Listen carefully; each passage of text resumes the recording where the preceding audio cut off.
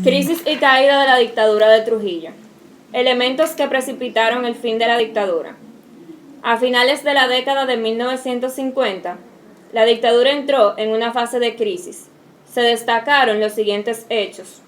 La crisis económica que se registró entre 1958 y 1961, como resultado de la caída de los precios del azúcar, los gastos excesivos en las cuentas gubernamentales, el uso de las reservas del Banco Central, también por la salida de divisas al exterior que realizaron los Trujillo.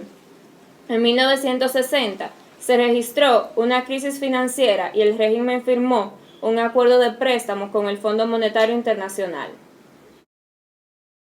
Los movimientos insurreccionales y las expediciones organizadas desde Cuba, como el desembarco de los expedicionarios por Constanza, Maimón y Estero Hondo en junio de 1959, organizados por exiliados bajo la Unión Patriótica Dominicana, que contaron con el apoyo de regímenes democráticos de Venezuela y Cuba.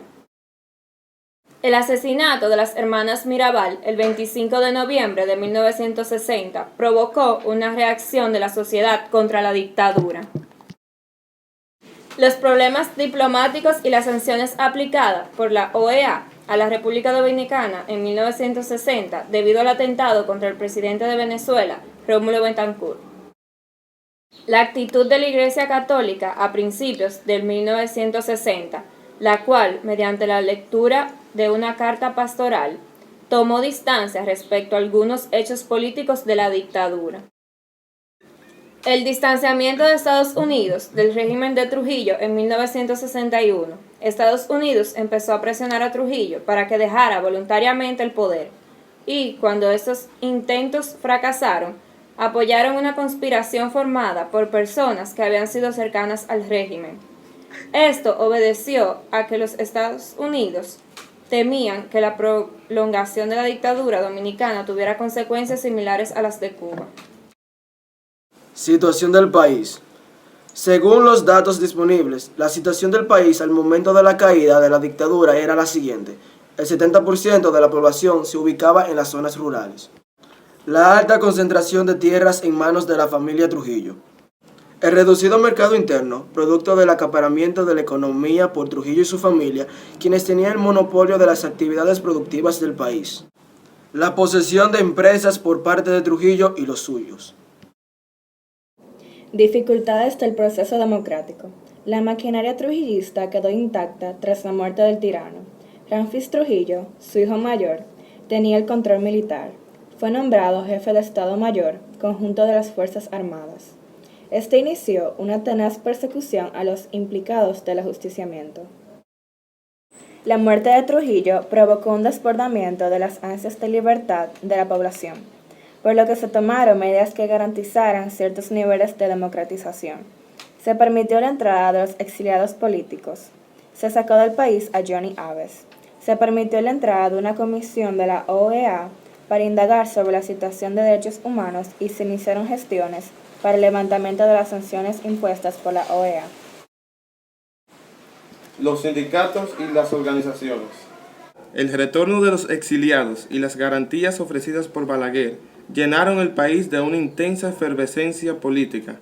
Así, en los meses posteriores a la caída de la dictadura, se produjo una convulsión social que dio paso al surgimiento de organizaciones sociales y políticas. El movimiento estudiantil universitario tomó fuerza y el 10 de julio de 1961 los estudiantes organizaron una de las primeras protestas públicas. El movimiento sindical tuvo un papel preponderante en las luchas sociales después de la caída de la dictadura.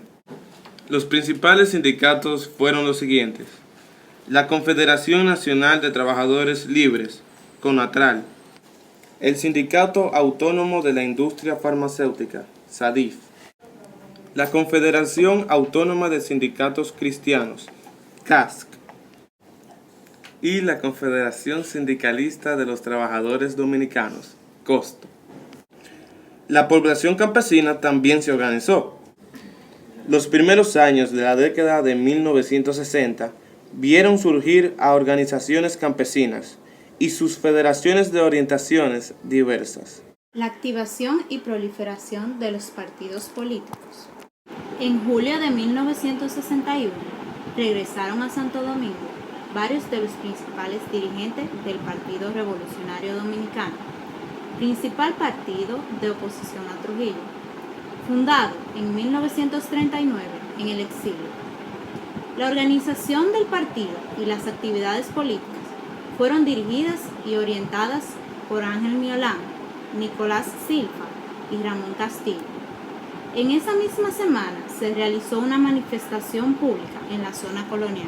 Los diversos sectores sociales, desde la clase dominante hasta las clases populares, empezaron a buscar mecanismos para expresar sus aspiraciones y su descontento. Por ello, en todo el país se organizaron partidos políticos, asociaciones, sindicatos, federaciones, entre otros. Así salieron a la luz pública diversas organizaciones políticas, como el Movimiento Revolucionario 14 de Junio, la Unión Cívica Nacional, el Movimiento Popular Dominicano, la Alianza Social Democrática, el Partido Revolucionario Social Cristiano y el Partido Socialista Popular.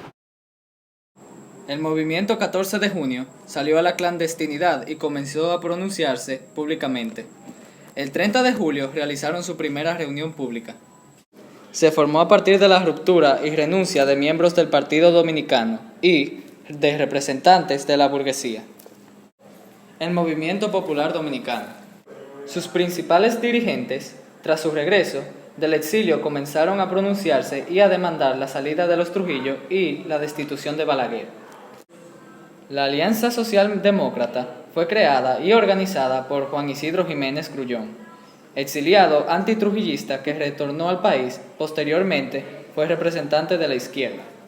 El Partido Revolucionario Social Cristiano, dirigido por Alfonso Moreno Martínez, Mario Red Vitini y Caonabo Javier Castillo, se le llamó Partido Verde.